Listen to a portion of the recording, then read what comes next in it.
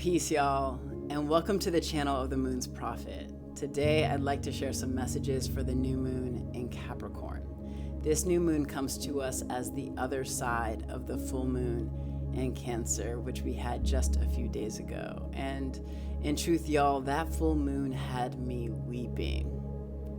And yeah, that was entirely foreseeable. Cancer is the sign of feeling and emotional sensitivity. And also, I truly didn't see it coming. In the days leading up to the full moon, I was feeling inspired and energized. I was here, I was there, I was working on the video for Neptune entering Aries. So I truly was caught off guard when hours after the full moon rose early Saturday morning, I awoke from the most intense and vivid dreams, very Neptunian. And I awoke weeping, shaking, heaving. These dreams had portaled me into tender timelines from this lifetime and from other lifetimes. The grieving that I was doing under that full moon was for multiple wounds across multiple spaces and times. And I know that I wasn't alone. I heard from many of y'all that you experienced profound cathartic release under that full moon. That was her medicine. She was here to help us grieve what needed to be grieved in order to create space for what's to come. In just 2 weeks, Neptune enters Aries, concluding a cycle of 165 years. If you, like me, were born after 1984, then you were born during the end times of Neptune's journey around the zodiac wheel. That means that this beginning coming toward us is bigger than anything you have ever experienced. Just yesterday, I was sitting with the chart for the new moon in Capricorn, and an old friend called me, and it was our first time catching up in a long time, and she said to me very directly, "I am moving from angst into action." That's Neptune entering Aries in a nutshell, from angst into action. And she sounded clearer than she has ever sounded. So that's just one of many things telling me that the fire is already here. The fire is already here, and it's up to us to decide what we are going to create and build. And we are divinely guided as we go through these final weeks of Neptune and Pisces. Right now in the sky, Venus and Mars are escorting the sun through Capricorn. Venus and Mars have been accompanying the sun since the new moon in Sagittarius on December 19th. Venus is helping us to connect to what we truly desire, and Mars is helping us to connect to our agency, our drive, our hunger to press forward, even and especially when it takes great courage to do so. So, with all the space that we cleared under that full moon in Cancer, this new moon in Capricorn invites us to sow the seeds for what we are going to create, grow, and build with all of the fire that is coming toward us and that will build and build as Neptune makes its journey through Aries. Just the other day, an astrologer friend from an astrology study group that I'm in reminded me that Capricorn asks questions that sound practical but are actually deeply spiritual. So Capricorn will ask, "What am I committed to?" Beneath that is a deeper question. What do I value? And beneath that is an even deeper question. Who am I becoming through the choices I am making? Now is the time to decide who you are becoming through the choices you are making. And this new moon in Capricorn is supporting us. She's guiding us. She's holding us. She's inspiring us. She's pushing us. So we are well on our way. And yep, those are my musings for this new moon entering Capricorn. Thank you for moving through those with me. And yeah, now let's ground into the astrology. Today we're going to do something a little different. Instead of going straight to the chart of the new moon, we're going to build our way there. True to Capricorn, this new moon has been building for weeks. Its foundation was laid under the new moon in Sagittarius when the Sun, Moon, Venus, and Mars came together in the sky. Those same four gather again for the new moon in Capricorn, and this time Mercury and Pluto join them. It's a mega conjunction of 6 planets. That's every fast-moving planet, along with the slowest of them all, Pluto. They're grouped together in the sky in the same small region of the zodiac for this new moon. This is alignment in its purest form. In astrology, alignment is activation. This mega conjunction of Mercury, Mars, the moon, the sun, Venus, and Pluto marks a clear joining of forces supporting our collective transition from Neptune in Pisces into Neptune in Aries. So, to fully understand the power of this new moon in Capricorn, we're going to trace the astrology that leads up to it. We'll begin on New Year's Eve and move day by day toward 1:51 p.m. Central Time on January 18th, which is when the new moon in Capricorn rises. Okay, here we have the chart for the afternoon of New Year's Eve in Costa Rica. This is the starting point of our journey, so please get settled in. At the top of the chart, we have Mercury here at the end of Sagittarius. It's preparing to enter Capricorn. Just 10 degrees away in Capricorn, we have Venus, then the Sun, and then Mars. Notice that these three are within a couple degrees of each other, so I'm going to call them our Capricorn trio. Over here in the early degrees of Aquarius, we have Pluto. Recall that Pluto entered Aquarius 2 years ago in January 2024. Down here in Pisces, we have the North Node, and we also have its counterpoint, the South Node in Virgo. Notice that they have a red RX by them. That means retrograde. The nodes always move backward through the chart. So after Pisces Virgo, they'll be in Aquarius Leo.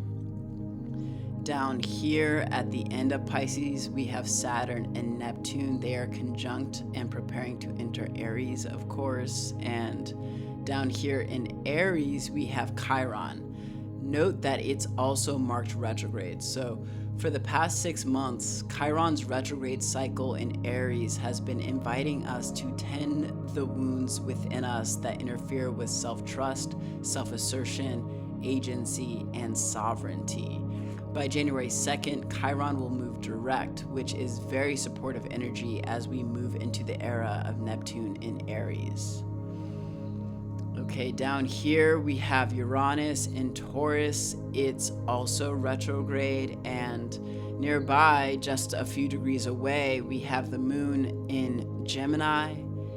And finally, in the middle of Cancer, we have Jupiter. Jupiter is also retrograde. So that's the state of the sky on December 31st. Let's move onward to January 1st.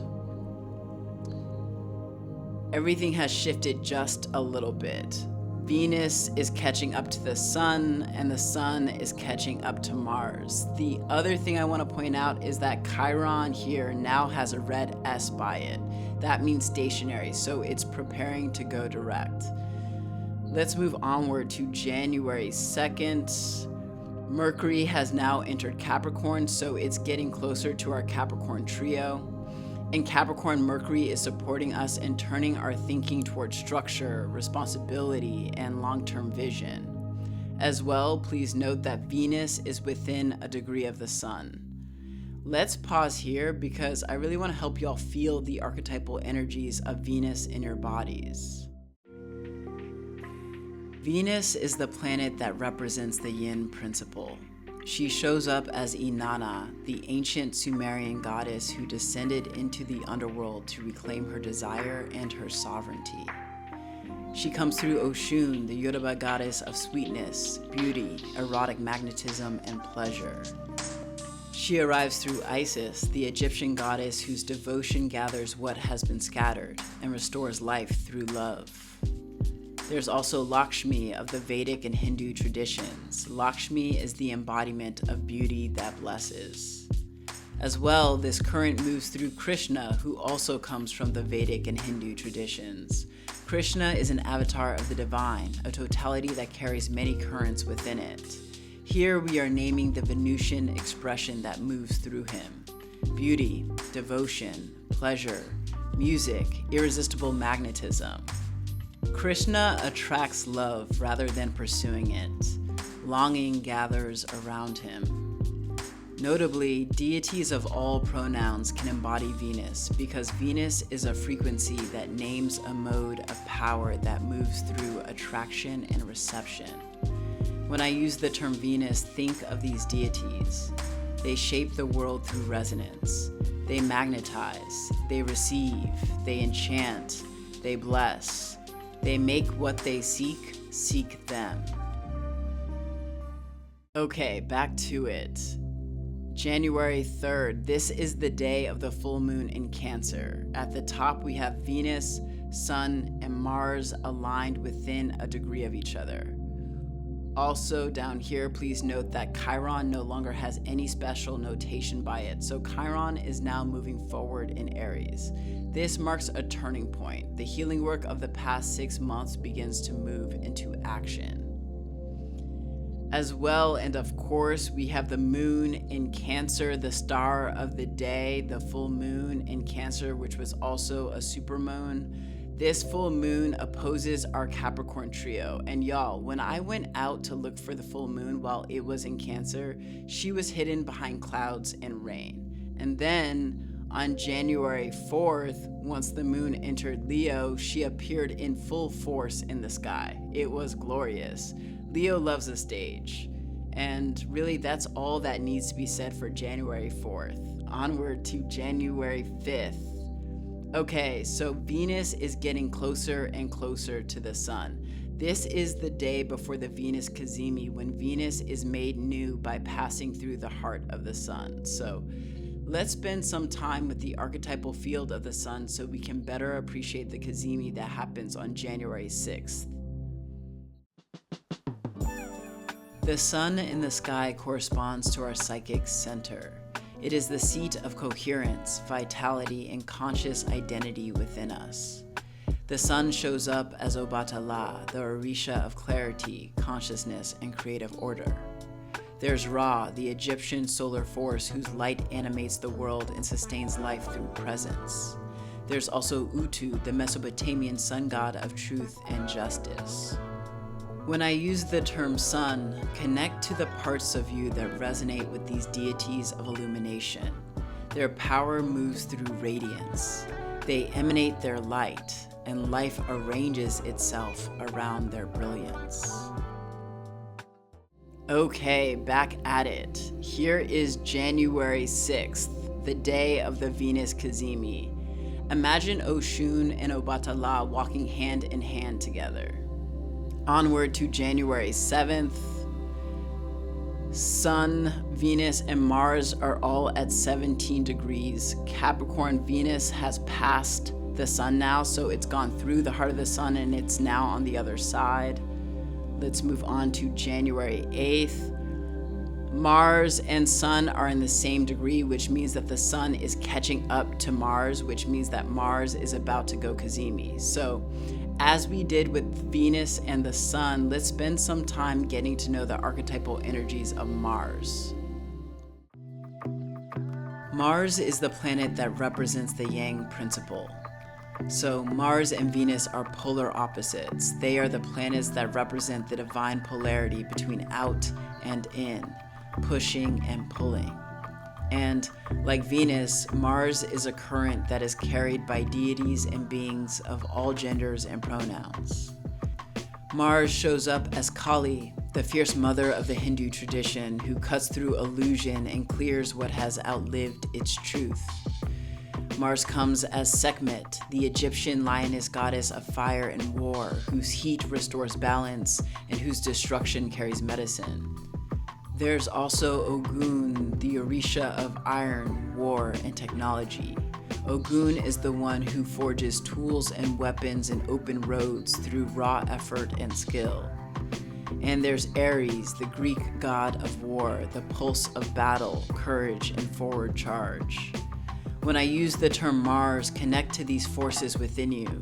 Their power moves through action. They initiate, they defend, they build through effort. They create alignment by moving, driving, acting. Okay, onward to January 9th. Mars is now Cazimi, and Mercury is getting closer and closer to our Capricorn trio. It is just 7 degrees away from Mars.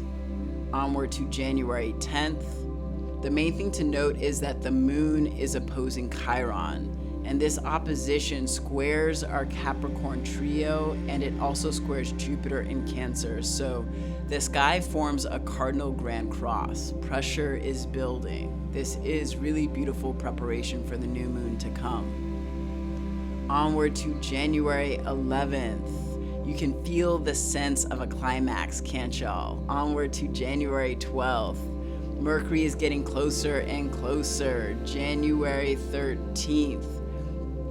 Venus starts to move ahead to create a bridge to Pluto, and Mercury is just 4 degrees behind Mars. So I bet y'all can already guess that we're gonna spend some time with Mercury now. Mercury corresponds to the principle of mind and motion. It names the field of perception, language, exchange, and translation. Mercury shows up as Set, the disruptor and rearranger of the ancient Egyptian tradition. Set is the one who introduces chaos so new order can emerge. Mercury arrives through Eshu, the trickster of the crossroads from Yoruba. Eshu is the messenger between gods and humans, the keeper of choice, chance, and consequence. There's Thoth, also from ancient Egypt. Thoth is the scribe of the gods, the mind that names reality into form. And there's Hermes from ancient Greece. Hermes is a swift messenger, a guide of souls, and a mover between realms. When I use the term Mercury, think of these figures. Their power moves through connection and circulation. They translate, they question, they disrupt, they relay. They keep reality alive by keeping it in dialogue. Okay, onward to January 14th. Mercury makes it to 20 degrees Capricorn, so we can think of Mercury as joining the Capricorn trio to form a Capricorn stellium. Let's move onward to January 15th. The moon is in Sagittarius, catching up to our Capricorn stellium. January 16th, the moon makes it to Capricorn. January 17th, Venus now enters Aquarius, where it's closely conjunct Pluto. So now Pluto is fully bridged into this new moon energy just one day before the new moon takes place. So let's spend some time with Pluto and with the moon, because by January 18th, they're both fully part of the grand new moon stellium, stretching from Capricorn into Aquarius. Pluto corresponds to the principle of death and transformation. It is the force that dismantles what has outlived its truth so something more honest can emerge. It's an archetypal field that maps to endings, underworlds, power, and rebirth. Pluto shows up as Hades from ancient Greece. Hades is the lord of the underworld, the keeper of what is buried, hidden, and inevitable. There's Osiris, the ancient Egyptian god who dies, is dismembered, and rises again, teaching that regeneration follows surrender. There's Oya, the Yoruba Orisha of storms, winds, and the cemetery gate. She is the force that clears what is stagnant and escorts souls between worlds. As well, there's Mictlantecuhtli, the Aztec deity of death, as a sacred passage. When I use the term Pluto, connect to these forces within. Their power moves through dissolution and truth. They strip away illusion. They escort us through endings. They return us changed, carrying the medicine of what we survive.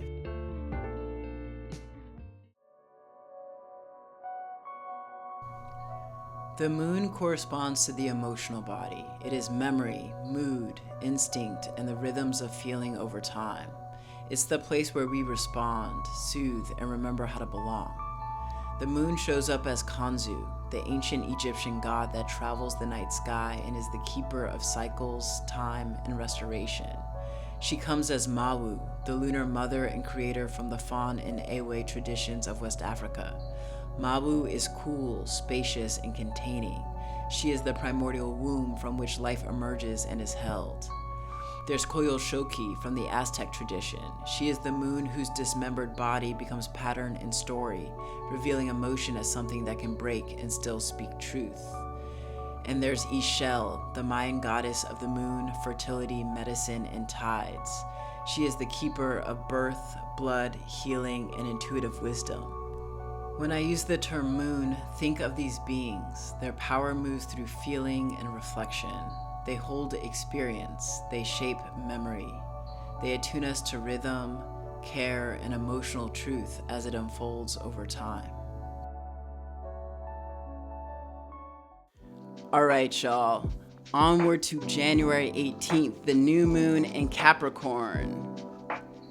Woo! Here it is. We've got Mars, we've got Mercury, we've got Moon, we've got Sun, we've got Venus, we've got Pluto. All six are conjunct from the end of Capricorn into the beginning of Aquarius. This is a mega conjunction of 6 planets, and every single major planetary body in our solar system is participating in this new moon, because this mega conjunction is sextiling Saturn and Neptune conjunct in Pisces. This mega conjunction is also squaring Chiron in Aries. This mega conjunction is also trining Uranus in Taurus. And this mega conjunction is also opposing Jupiter in Cancer. So all of the major planetary bodies are activated for this new moon in Capricorn. It's a grand convening and everyone is present. This is gorgeous astrology. The new moon in Capricorn is a grand convening of all the planets. It's a full system engagement.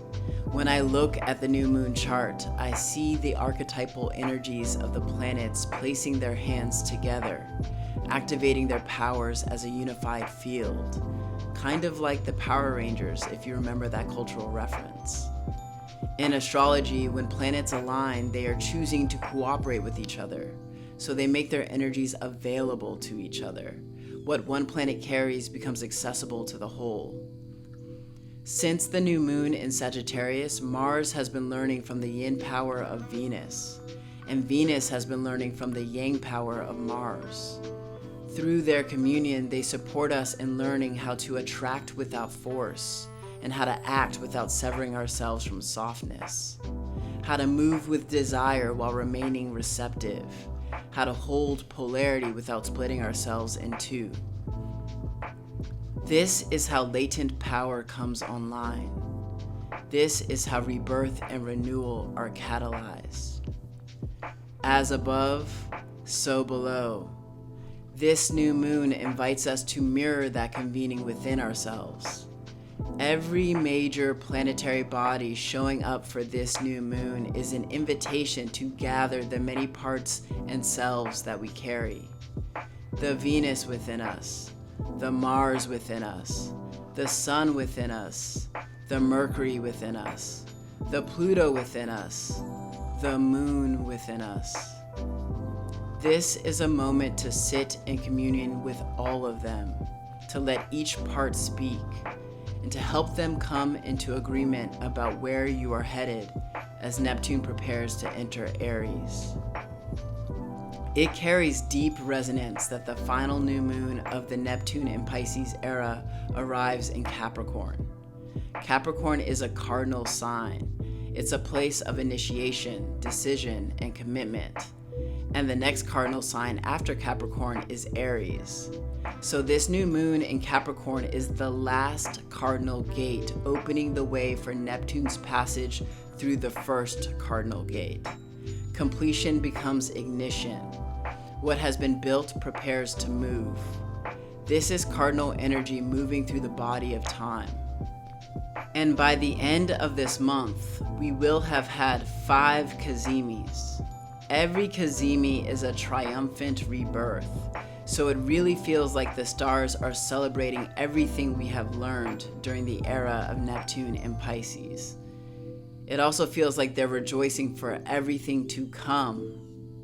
We are divinely guided, held, and supported as we transition from the era of Neptune in Pisces into the era of Neptune in Aries. And this new moon in Capricorn makes that abundantly clear. All right, y'all. It has been a true joy working on this video. And I want to share that since creating these videos for my transmissions, I've been feeling myself drop into deeper alignment with the stars.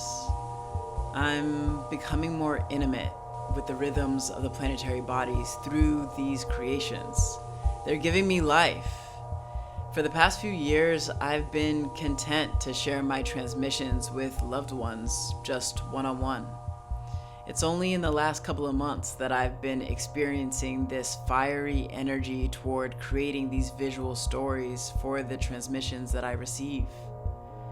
So, this project itself is a baby born of the era of Neptune in Aries. But enough about my story for now. I want y'all to remember that we have 3 more Kazimis left in this month. We have the new moon. Remember that the new moon is always a Kazimi. And as well, we have the Mercury Kazimi and the Pluto Kazimi. Consider setting some time aside to be in ceremony with these moments. All it takes is a safe space where you allow yourself to receive and align with the planetary energies. As I hope I've made clear through this video, we're living in exceptional times. The planets are speaking loudly, and their energies are especially available to us right now. And look, in the coming weeks, I'll be releasing my video on Saturn entering Aries. It's the second video in a 3-part series that begins with my video on Neptune entering Aries. If you haven't checked that out yet, please do. It's one of my best works. Y'all, if you're feeling these transmissions, please subscribe. Okay, I'm about to get some food. I send y'all courage, compassion, and many blessings. Until next time.